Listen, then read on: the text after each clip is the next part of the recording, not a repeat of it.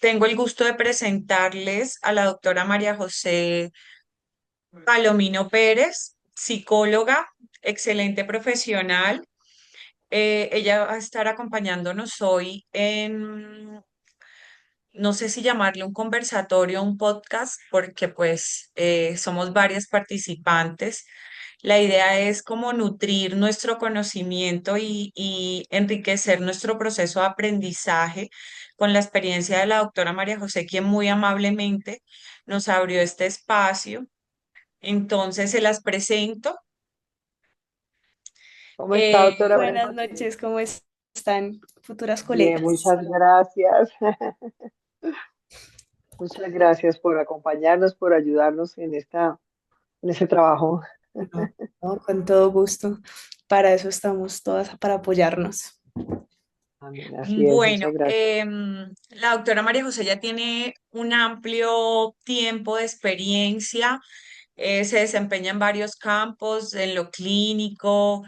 Es una excelente profesional, la conozco como profesional, como persona, es una profesional íntegra, por eso consideré que era, tengo muchas amigas psicólogas, más de las que ustedes creen, y María José lo sabe, pero creo que este trabajo quería confiárselo a ella porque sé y conozco del gran profesionalismo con el que se caracteriza María José y por eso la quise hacer parte de este proyecto de nosotros. Doctora, como le decía, nuestro trabajo está direccionado a profundizar sobre el tema de la depresión. No sé si arrancamos este conversatorio, este espacio de aprendizaje, eh, recibiendo su concepto desde cómo desde el área clínica, y desde como profesional en el área de psicología, usted puede definirnos la depresión y su relación o cómo es vista desde las neurociencias. Claro que sí. Bueno, antes de iniciar, quiero darles las gracias a ustedes por haberme invitado a este espacio. Me presento un poquito. Mi nombre es María José Palomino, soy psicóloga, graduada en el 2018. Desde ese momento, pues, ejerzo la psicología clínica. Tengo especialización en psicología clínica infanto-juvenil. Normalmente atiendo niños y adolescentes. También soy especialista en educación especial e inclusión social. Trabajo con personas en condición de discapacidad y mi maestría es en sexología clínica y terapia de pareja. Llevo atendiendo pacientes a nivel clínico aproximadamente unos 8 o 9 años, 8 años más o menos. Entonces, siento que más allá de los estudios, pues lo que te da la experticia o el saber de un tema, pues es la experiencia, porque ustedes se van a dar cuenta que desde el momento en el que nos graduamos a cuando nos enfrentamos a atender pacientes, pues es un reto grandísimo, porque sí tenemos la teoría, pero el enfrentarnos realmente a la consulta es bastante complejo. Bueno, ¿qué sabemos de la depresión? Pues tenemos dos paradigmas, y si lo hablamos desde la psicología clínica, pues la psicología clínica nos dice que la depresión es un trastorno del estado de ánimo. Si ustedes lo ven desde el DSM, en este momento estamos en el DSM-5, pues lo podemos identificar con ciertas características específicas: estado de ánimo deprimido la mayor cantidad del tiempo, pérdida o desinterés o pérdida del placer a las cosas que antes me gustaba hacer, sentimiento de culpa, estoy muy irritable, o desesperanza, nada está bien, nada me funciona. También nos presenta alteraciones del sueño, así como alteraciones del apetito, fatiga, agitación, cansancio motor y dificultades cognitivas, como alteración en la memoria, la toma de decisiones. Pero si lo hablamos desde el paradigma de la neurociencia, pues nos damos cuenta que pues desde las neurociencias nos abren un poco más el paradigma de qué es la depresión, porque no la definen como una alteración de los sistemas que regulan nuestro estado de ánimo, en otras palabras, pues de los neurotransmisores, para que nuestro cerebro esté funcionando. Les pongo en unas palabras que no se va a entender quizás mucho, o quizás sí ya la saben. El cerebro necesita procesos de homeostasis. ¿Qué son esos procesos de homeostasis? Como básicamente irse regulando con la cantidad de producción de neurotransmisores que va haciendo para el mantenerse entre los estándares, llamémoslos normales, si lo hablamos en un término de porcentaje, ¿sí? Entonces, el cerebro tiene que producir neurotransmisores donde nos sentamos muy, muy felices y después produce neurotransmisores que nos hagan sentir muy, muy tristes. Pero pues si siempre estamos en estados bajos de esos neurotransmisores, pues nos va a producir ansiedad. Si siempre estamos en estados altos o en niveles altos, nos va a producir manía o hipomanía. Por eso es que el cerebro siempre tiene que estar regulándose. Entonces, la neurociencia nos llama a la depresión como esas alteraciones de los sistemas pues, cerebrales que regulan la producción de esos neurotransmisores. No solo lo mira como una producción de neurotransmisores alterada, sino que también hace referencia a la neuroquímica o a neurotransmisores como la serotonina, la noradrenalina y la dopamina, que han investigado que son los que se nos ven alterados, ya sea en producciones altas o bajas, que nos dan pues la respuesta de la depresión. No sé si una de mis compañeras desea aprovechar este espacio para que en aras de ampliar el conocimiento, hagamos como las preguntas sobre todas esas dudas que nos acogen ahorita en el proceso de estudio del tema de la depresión y aprovechemos el espacio con Majo. Bueno, yo también tengo aquí una inquietud importante y me gustaría saber en cuanto al sistema límbico y su relación con las emociones, doctora. Claro, Nora. Bueno, para mí el sistema límbico es una cosa hermosa porque hablamos de que el sistema límbico, y decimos sistema límbico y hablamos de un conjunto, ¿sí? Pero realmente es que el sistema límbico es toda una red. O sea, no hay solo una estructura que diga, este es el sistema límbico, no, sino que es como toda una cadena. Está ubicada, pues tradicionalmente, en la parte medial del cerebro. ¿Sí? Entonces atraviesa un montón de estructuras, no es solo un pedacito, decir, este es, ¿sí? También está alrededor del cuerpo calloso. Como sabemos, pues el cuerpo calloso es la estructura que une pues, los dos hemisferios, entonces están comunicados entre sí. ¿Por qué está compuesto? Por amígdala, hipotálamo, hipocampo y corteza prefrontal. ¿Cuál es la corteza prefrontal? Pues lo que llamamos la frente, pues, pero pues internamente, ¿sí? Y como te digo, Nora, es toda una cadena, ¿sí? Entonces inicia en este sistema límbico la amígdala. La amígdala es donde inicia todo porque es la que detecta el estímulo. ¿Sí? Y ella detecta el estímulo y evalúa si es un estímulo peligroso o algo relevante a lo que debo pues, reaccionar. Una vez la amígdala haga como esta evaluación, pasa de una vez al hipocampo. Y el hipocampo lo que hace es evaluar esa situación que me dijo la amígdala de, venga, es peligrosa, es relevante, tenemos que ponerle atención. El hipocampo como que se va a experiencias pasadas para ver cómo debemos responder a ello. Una vez el hipocampo hace esa respuesta con esas experiencias previas, se activa el hipotálamo, que es un sistema autónomo que empieza a decirle a mi cuerpo cómo reaccionar, porque amígdala e hipocampo solo vamos a nivel cerebral. Ya el hipotálamo empieza a botar la respuesta corporal, la respuesta conductual.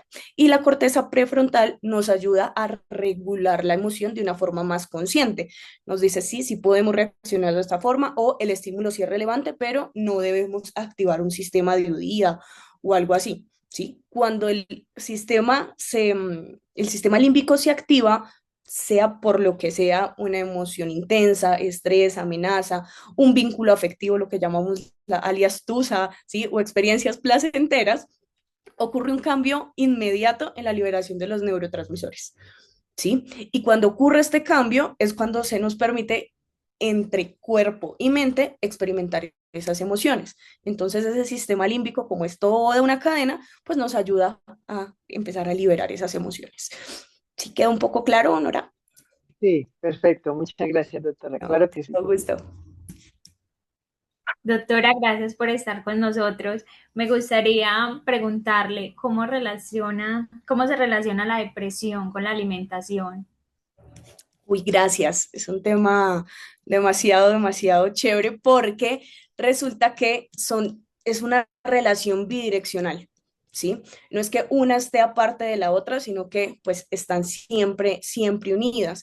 La alimentación influye en el cerebro y un cerebro con depresión pues modifica también la conducta alimentaria. Como les dije antes, en esos criterios diagnósticos de nuestro manual del DSM, pues nos muestra varios puntitos y uno de esos es alteraciones en el apetito, ¿sí? Entonces nos puede presentar dos fenómenos, o disminución del apetito, falta de interés por la comida, pérdida de peso por ende, o aumento del apetito, porque nuestro cerebro busca cómo empezar a regularse. ¿Y cómo trata de regularse? Comiendo azúcar y grasas, ¿sí? Porque pues sabemos que el azúcar pues es como el alimento de nuestro cerebro. No el azúcar, sino la glucosa, ¿sí? Entonces, pues nuestro cerebro trata como de regularse en ese orden de ideas porque dice, algo me está pasando con esta producción de neurotransmisores, entonces aumenta el apetito para buscar esos alimentos con mucho azúcar y grasa y como empezamos a comer no por tener hambre, sino por pues, lo llamamos como una alimentación emocional, pues también trata de regular el malestar que siente el cerebro. Entonces es una relación que siempre está completamente relacionada. Ok, doctora, muchas gracias. No, con todo gusto. Mi pregunta es la siguiente, Doc. ¿Cómo se manifiestan las emociones, saliendo un poquito pues, del tema alimenticio, cómo se manifiestan las emociones a nivel cerebral y corporal? O sea, entiendo que son en cuestión de milisegundos que el cuerpo tiene, digamos que la, la forma de cómo expresarse, ¿sí? ¿Por qué lo digo? En mi trabajo he visto y me he dado cuenta que los seres humanos, o bueno, en especial los compañeros con los que trabajo, ellos reaccionan de diferentes maneras. Hay personas que se quedan quietas, que no saben qué hacer frente al peligro, ¿sí? Como hay otros compañeros que tienen esa capacidad de supervivencia, como otros que la capacidad de ellos es huir. Entonces sí quisiera como profundizar en ese tema, Doc. ¿Qué puede pasar o qué influye para que una persona se comporte de esa manera? Gracias, Brian, por tu pregunta. Y es muy particular. No sé si a ustedes les ha pasado que a veces uno dice, no, el día que a mí me lleguen a robar, yo peleo y lucho. Sí, total. Otros dicen, no, yo me quedo quieto. Y el día que realmente pasa, pues uno tiene como la respuesta contraria. Uno no que iba a pelear y que se iba a ir detrás del ladrón y uno se quedó ahí quieto, paralizado. Bueno, lo que nos dice Brian es, hace un momento le explicaba, si no estoy mal, creo que a Nora, sobre cómo funciona ese sistema límbico, ¿no? Entonces, yo te dije, primero recibe el estímulo la amígdala, procesa si es algo de peligro, si es algo de importancia, después lo pasa al hipocampo, después al hipotálamo. Pues es que eso es en cuestión de, dijiste tú, milisegundos, o sea, no es que la amígdala se demore un tiempo en procesar porque la respuesta tiene que salir inmediata. Sí, o sea, él ya no se puede demorar, no sé, llegó un peligro y un robo, y pues, ¿será que corro? ¿Será que es importante moverme acá? Eso es inmediato. Pero recuerda que te dije que el hipocampo lo que hace es evaluar el estímulo que le dijo la amígdala de, venga, si es importante revisar esto. El hipocampo lo que hace es evaluarlo y botar nuestra respuesta al hipotálamo con experiencias previas. ¿Sí? Entonces, si la primera vez, no sé, ejemplo, yo vi que alguien pasó muy rápido, yo me asusté y lo que hice fue quedarme quieto, entonces ya mi amígdala y mi hipocampo está diciendo, ok, cuando vea a alguien correr, me debo quedar quieto. Yo en mis condiciones puedo decir, no, yo voy a luchar y peleo y una cosa, el puño, otra, pero si bajo mis experiencias previas está el quedarme paralizado, ahí quedé, Ok. ¿sí? Entonces está guiado es a las experiencias que yo he tenido. Son respuestas que son simultáneas, ¿sí? O sea, como te dije hace un momento, no es que se demore 10 minutos la amígdala en procesar, después pasa el hipocampo otros 10 minutos, no. O sea, y la respuesta neurológica y la respuesta corporal, la fisiológica, es inmediata, o sea, es casi simultánea que se está dando una con otra, ¿sí? No sé si queda clara un poquito. Sí, Doc, muchas gracias. Sí, sí, sí. Pues de hecho, lo digo porque pues ha pasado que en diferentes ocasiones, bueno, yo trabajo con el Estado y hemos tenido ocasiones y situaciones en donde hay que, pues, reaccionar. Y lo que te digo, que son comportamientos totalmente diferentes. Entonces, ya me queda totalmente claro. Muchas gracias. Que a veces toca decirle como al compañerito, pero hágale, Oiga, muévase, sí, muévase, porque reaccione. queda paralizado por experiencias previas. Ok, Sí, gracias. a ti, Brian. Buenas noches, ¿cómo está? Gracias por estar acá Hola, acompañándonos. Natalia. Quisiera hacerle una pregunta para argumentar con lo que han dicho mis compañeros. La compañerita ahorita hizo una pregunta que eh, qué relación tenía la La, depresión la con la alimentación. alimentación. Pero Ujú. yo quiero preguntarle sobre qué relación tiene el estrés con la depresión. Ok. Ok. Si la alimentación estaba relacionada con la depresión, pues el estrés más. No porque el estrés me lleve a una depresión, sino que lo que pasa es que la respuesta del estrés, o sea, los neurotransmisores que me produce el estrés, lo que hacen es que me desgasta los sistemas de regulación natural, de regulación emocional natural del cerebro, ¿sí? Entonces, como esa cadena que les explicaba ahora desde el principio, cuando se produce mucho estrés, mucho cortisol, lo que hace es que va desgastando como esa tubería por donde pasan las emociones, ¿sí? Por donde mantengo ese estado de regulación emocional. Entonces, no es que el estrés me genere depresión, sino que desgasta el sistema de regulación emocional que tiene nuestro cerebro y aumenta la vulnerabilidad a que se me presente la depresión. Como te digo, el estrés como tal no es un problema, sino la duración del cortisol en nuestro cerebro, que es lo que produce el estrés, la intensidad y quizás que no tenga las habilidades para recuperarme fácilmente, ¿sí? Entonces es como que básicamente en palabras que entendamos un poco más, como que me oxida el canal de regulación emocional del cerebro y me hace más vulnerable a la depresión. Muchas gracias, doctor. Con todo gusto, Natalia. Buenas noches, Doc. ¿Cómo estás? Daniela, buenas noches. Bueno, Doc, yo tengo una consulta también referente, pues, a como la que consultaban mis demás compañeros. Digamos que yo quisiera saber es cómo se manifiestan las emociones a nivel cerebral y corporal. Ok, ahorita nos vamos un poco con lo que nos decía, nos preguntaba ahorita Brian hace un momento, ¿sí? Porque, ¿por qué unas personas tienen una respuesta específica y otros que uno dice, pero no sé, de pronto es una persona muy calmada y tuvo una respuesta demasiado exacerbada para. Entonces, esto depende de cada una de nuestras experiencias previas. Si vemos cómo se muestran a nivel cerebral, pues, lo que te repito, nuestros protagonistas a nivel neuropsicológico, la amígdala, el hipocampo, el hipotálamo y nuestra corteza prefrontal, que es como la que pone enfrente, el frente a toda esa cadena que hubo antes, ¿sí? La corteza prefrontal es la que nos ayuda a regular la intensidad de nuestra respuesta, nos permite reflexionar si sí o no debemos responder, de pronto inhibir un poquito ciertos impulsos o elegir cómo responder. Si lo hablamos ya no a nivel cerebral, sino a nivel comportamental, a nivel conductual, pues nos damos cuenta que la respuesta puede ser muy variada, porque tenemos dos tipos de respuesta. Tenemos respuesta a nivel del sistema nervioso autónomo, que es una activación simpática, que es como para la huida, una emoción muy intensa, ¿sí? Para la lucha. Entonces ahí tenemos aumento del ritmo cardíaco, respiración rápida, sudoración, sensación de un nudo en la garganta, porque nuestro cuerpo se tiene que preparar sí o sí para la lucha, para pelear o para huir, ¿sí?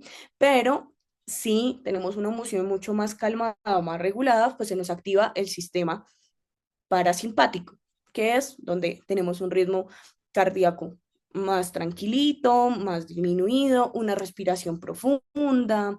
Los músculos en el simpático se suelen tensar porque pues, necesitamos fuertes para huir. En el parasimpático, pues los músculos se relajan y es una sensación como de estar tranquilo, como una sensación de alivio o bienestar. ¿sí? Así más o menos se muestran las emociones, es como un panorama general, pero en cada uno de nosotros se muestra de formas completamente distintas. Puede ser que cuando estamos en simpático hay muchos que la respiración se mantiene tranquila, pero siento mucha tensión muscular. No tiene que ser pues todos los puntos que nos suelen decir los manuales, pero pues sí algunos que nos caracterizan.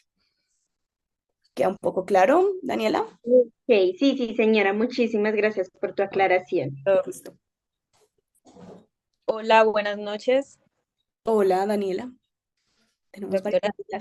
dudas. Qué pena, yo le quería hacer una pregunta. Bueno, ya que estamos hablando todo el tema de la depresión, yo quería saber si la depresión puede alterar la forma en que una persona interpreta la realidad, toma decisiones o evalúa los riesgos.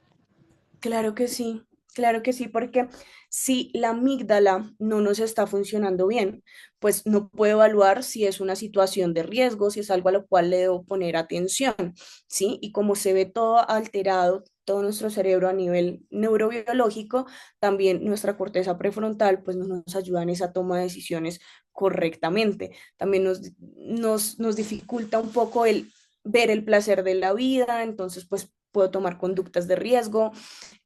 Lo que antes a mí me generaba placer, yo puedo decir en este momento ya no. Puede ser que corporalmente, mentira, en mi cognición mentalmente puedo decir quiero hacerlo, pero el cuerpo no me da, ¿sí? Que por eso es uno de los primeros criterios desde la psicología clínica de por qué diagnosticamos una depresión, y es básicamente la inactividad conductual. En otras palabras, no querer hacer nada. Una conducta tan sencilla como levantarme a bañar, que yo decía, pues no hay problema, qué rico darme un duchazo, pero bajo la depresión puedo decir, me quiero levantar a bañar, pero toda esa toma de decisiones se ve afectada por la cadena neurológica que se está desencadenando en ese momento. Ok, doctora, entonces, pues podemos decir que la depresión no solamente cambia lo que las personas sienten o lo que en su caso nos estaba comentando, pues las reacciones, lo que pueden hacer, sino también cómo procesan información y cómo ven la realidad de las cosas, ¿no? Se puede ver la realidad, ¿sí? Solo que no tengo motivación para actuarla, ¿sí? Yo puedo decir, venga, yo debería estar en mi trabajo y no estar inventando que estoy enfermo, o no estar inventando que alguien murió en mi casa porque solo quiero quedarme acá acostada. Pero mi mente me puede decir, debería ir a trabajar, pero no me voy a parar, ¿sí? Debería bañarme, pero no voy a hacerlo. Debería ir a la rumba que mis amigos me invitaron hace 8 días, pero no. Mil gracias por este espacio. Yo no quiero finalizar sin que porfa antes hacerte una pregunta. En este momento, ¿qué mensaje, si esta fuera la ventana para que muchas personas que están atravesando el tema de depresión se instruyeran sobre el tema, conocieran sobre el tema, indagaran sobre el tema, qué mensaje te gustaría dejar cortico acá en esta pequeña, en este pequeño conversatorio? Bueno, yo digo que, Helen, más allá de las personas que están pasando por un momento, un evento de depresión, yo siento que el mensaje sería para nosotros mismos, ¿sí? Para nosotros como colegas, porque muchas veces, a pesar de tener el conocimiento, de saber cómo funciona, pues a veces nos hacemos como los de la vista gorda, y decimos, no, es que no sale de la presión por falta de voluntad, no, es que todo es mental, solo le damos una pastillita, mandémoslo a psiquiatría que le den la pastillita y se le reguló esa producción de neurotransmisores. Y no. Realmente esto va mucho más allá. Sé que en este momento hablamos mucho de cómo funcionan la dopamina, la noradrenalina, la serotonina, pero esto no se soluciona única y exclusivamente con un antidepresivo. Por eso las personas que están pasando por una depresión pues tienen que tener atención por psicoterapia y por psiquiatría, porque pues realmente es algo que realmente afecta mucho, mucho la vida de las personas. Como les decía hace un momento, no es que yo no sepa o me altere completamente mi realidad para quererme estar todo el día acostado, todo el día inactiva, sino que pues hay algo interno que también motiva eso. Entonces es un mensaje también para nosotros como psicólogos que se nos presentan estos casos, y es que seamos simpáticos. El hecho de que quizás nosotros no hayamos tenido, o confiando en Dios, jamás vayamos a tenerla, pues no quiere decir que no hayan personas que, perdón, esta palabra es muy católica, pero que no carguen esa cruz. Entonces, tenemos que ser mucho más empáticos. Y para las personas que sufren de depresión, pues que no están solas. Acá hay muchos colegas y gracias a Dios somos muchos psicólogos y todavía había muchos más en formación que todos los días pues le meten la ficha a esto para simplemente que usted y su salud mental esté bien, como dice mi hija de 7 años, para que su corazón esté feliz. Entonces, pues nada, eso es básicamente, eso es un mundo gigantesco, es un mundo gigantesco de la depresión y la psicología como tal. Entonces, muchísimas gracias por haberme invitado. Disculpen si mi lenguaje es un poco escueto, pero siento que es la forma para que nosotros podamos aprender y saber muy bien cómo funciona todo nuestro cerebro y esta cadena de neurotransmisores y emociones. Gracias, doctora María José. Gracias por el espacio, gracias a mis compañeros. No sé si alguien más tiene algo que decir para que finalicemos. Sí, compañera, yo quiero preguntarle algo y aprovechar que tenemos una persona tan inteligente y sabia, ¿no? Cómo se expresa, cómo habla, es muy importante reconocerlo. Quiero preguntarle sobre en qué momento nosotros debemos medicar a una persona. Bueno, más adelante, ya que el profesor nos estaba hablando sobre los psicofármacos hace unas clases pasadas, ¿en qué momento nosotros debemos saber si esa persona se puede medicar o qué tipo de medicamentos? Ok, Natalia, perdón Actitudes. la respuesta y la respuesta es nunca. Nunca, nosotros psicólogos nunca medicamos, ¿sí? Quien medica es el médico, ¿sí? Entonces, el psiquiatra, para poder ser psiquiatra, tuvo que haber estudiado Remitirlo. Ujú. medicina, ¿sí? Remitirlo, sí. Cuando tú haces la evaluación, ¿sí? O sea, llega paciente, primera sesión, tú haces primero una sesión de valoración, ¿sí? Como para que tú sepas, pues, a qué es lo que te estás enfrentando. Básicamente, yo la llamo con mis pacientes y se los digo así, es una sesión donde yo les chismoseo la vida, porque ahí no se hace absolutamente nada más. Muchas veces los pacientes desertan en la primera sesión, ¿sí? Porque dicen, fui, lo único que hice fue hablar y no me hicieron nada, no me pusieron ninguna tarea, porque en esa fase es donde pues tú vas a recolectar toda la información necesaria, ¿sí?